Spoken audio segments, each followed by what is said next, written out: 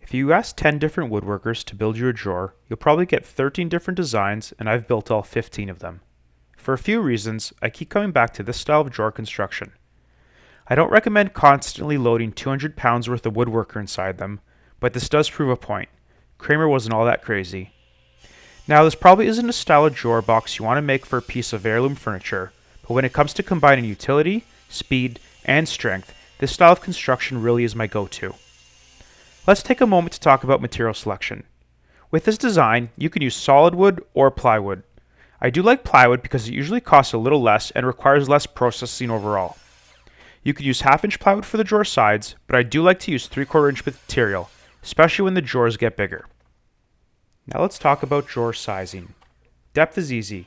Make it less than the depth of your cabinet. Most side mount drawer slides require you to make the drawer 1 inch smaller than the opening. For myself, I always subtract 1 inch and 1/16. I find that the drawer always works just a little bit better if I aim for a slightly smaller drawer. I've clamped two of the side pieces tightly together. I know I need to make my drawer width 43 and 15/16 for my drawer box width. I hold the tape measure so that it reads 43 and 15/16 on the right side of the drawer sides. Then, read the measurement on the left side. That measurement on the left side is exactly what you need to cut your drawer front and back to if you want the overall drawer width to be perfect. If you like that very useful trick, hit that subscribe right now. As well, I've made the mistake of making the drawer a little too wide in the past, and I could promise you that it is a pain in the butt to fix. I would much rather have to use a washer to shim out the drawer slides in a cabinet than have to rebuild a drawer or route out a shallow groove to give me some extra space. With the width figured out, let's use a stop block on the table saw sled to cut every piece down to the exact same length. I've been meaning to make a really big table saw sled specifically for cutting out cabinet parts, but I just haven't gotten around to it. In the meantime, I usually just screw a fence extension and stop block onto my little sled. As in life, you just need to work with what you have. Now is a good time to sort through your boards. Decide what's going to be up, down, in, and out. For both the sideboards and the front and back boards, I put the nicer side on the inside. With everything organized, we now know where to put the groove for the bottom panel of a drawer. I like to cut this groove about half the thickness of the drawer side, so with my 3/4 inch drawer sides, I set my blade to 3/8 of an inch tall. I also set the fence so that it's about 3/8 of an inch from the blade. Confirm that the depth of the dado is correct, and then if we're happy, make the first cut on all of the drawer sides. This is repetitive and boring, and in my opinion, one of the more dangerous parts of a project like this. Your brain wanders, you become complacent, and you perform the same mundane task over and over. Make sure you continually think about what you're doing and stay safe. With the first pass done on all your boards, it's time to go back to your test board from the beginning. Nudge your fence over and make a cut. Check the groove against your bottom material. Nudge the fence over and make a cut again. You want to go slowly and keep inching closer and closer to the right thickness for your groove. Once you have a snug fit, send all of your side pieces back over the blade to complete the dado for the bottom insert. To hold these drawers together, we have some options. You could use dowels, and they'd be very strong. However, they will also take quite some time to drill and also assemble. If you don't care about looks, feel free to brad nail and face screw these butt joints together.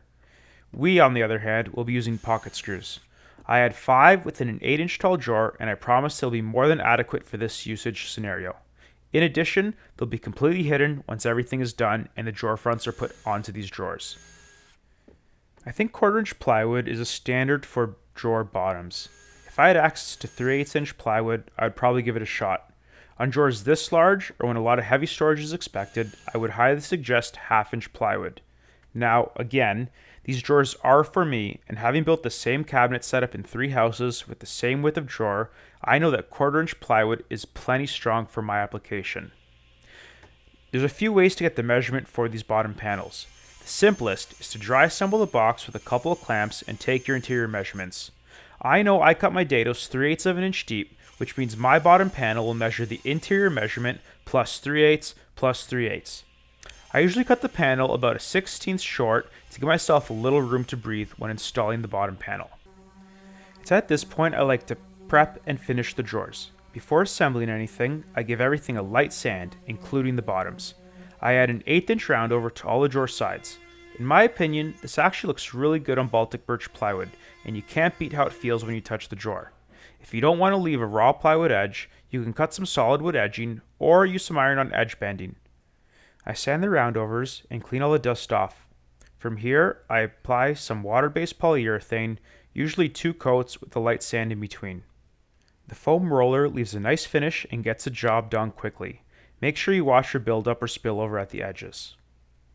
With everything dry, we can assemble the drawer boxes. Assembly of the drawers is about as easy as it seems. We're going to clamp one corner together and install a few pocket holes. For me, installing the bottom is next. I find that on big drawers, it's really difficult to slide a bottom in when you have 3 pieces of the drawer assembled.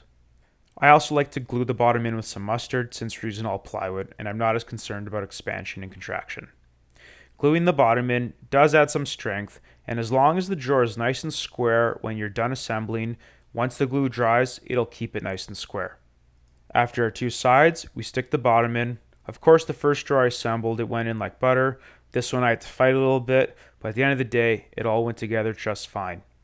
With the bottom in, we can add our next short side and continue adding pocket holes to build this drawer box. With drawers, not only is it very important that the width and length and dimensions are all correct, but you also want to ensure that it is square and all sides are parallel. With wider, longer drawers like this, you have some potential for these pieces to bow in and out. You don't have to get super fancy here. All you have to do is sight down the length of the drawer and give it a couple taps with the mallet until the board looks straight. Do that on all 4 sides. Then from there, take some measurements across and make sure that both the depth of your drawer as well as the width of your drawer are consistent. Finally, take some measurements from corner to corner. If your corner measurements are exactly the same, it means your drawer box is square. If it's not the same, you can either use a clamp or a mallet to massage it into place and make sure everything is as good as you can get it. I prefer to mount my drawer slides at about the center height on the drawer. If possible, I like to have it in line with where the handle or the pull is going to be. I'll link to the drawer slides I use in the description. They were the cheapest side mount, full extension, soft close, and self close slides I could find on Amazon. I've used this brand before and they've held up pretty well so far.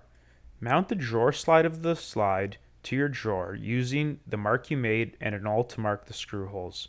You want to make sure this is as parallel as possible with the top and bottom of the drawer if you want this to function properly.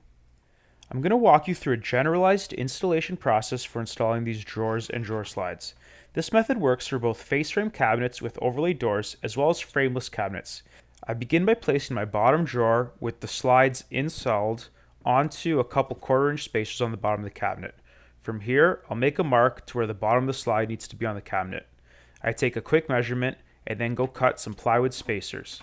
These spacers will ensure that my drawer slides when mounted to the cabinet are both parallel and at the same height as each other. Again, you want to get things as precise as you can because these slides do not leave you a lot of room for error. If you want me to go into detail about the calculations and the math required to figure out the position of the sliders and the spacer sizes, drop a comment below and I'll be sure to make a video for you. As I set and install each set of slides, I do like to test fit the drawers. It's a lot easier to go back and correct a problem now than it is to do it later because with my method, I tend to build off the previous installation. It's not ideal, but honestly, it works for me every time. With the first drawer in, I now cut a new plywood spacer. This spacer is going to reference the initial set of drawer slides so that we can install the next set of drawer slides. Using this spacer method, it's going to allow us to work our way up the cabinet, installing every pair of drawer slides in a nice parallel fashion. Again, I'm using an awl here, or you could pre-drill to make sure that these slides stay exactly where I want them and don't shift around. We have 4 nicely built drawers that are super strong and were super quick to put together. If they can hold me, they can hold all your underwear. Thanks, have a great day.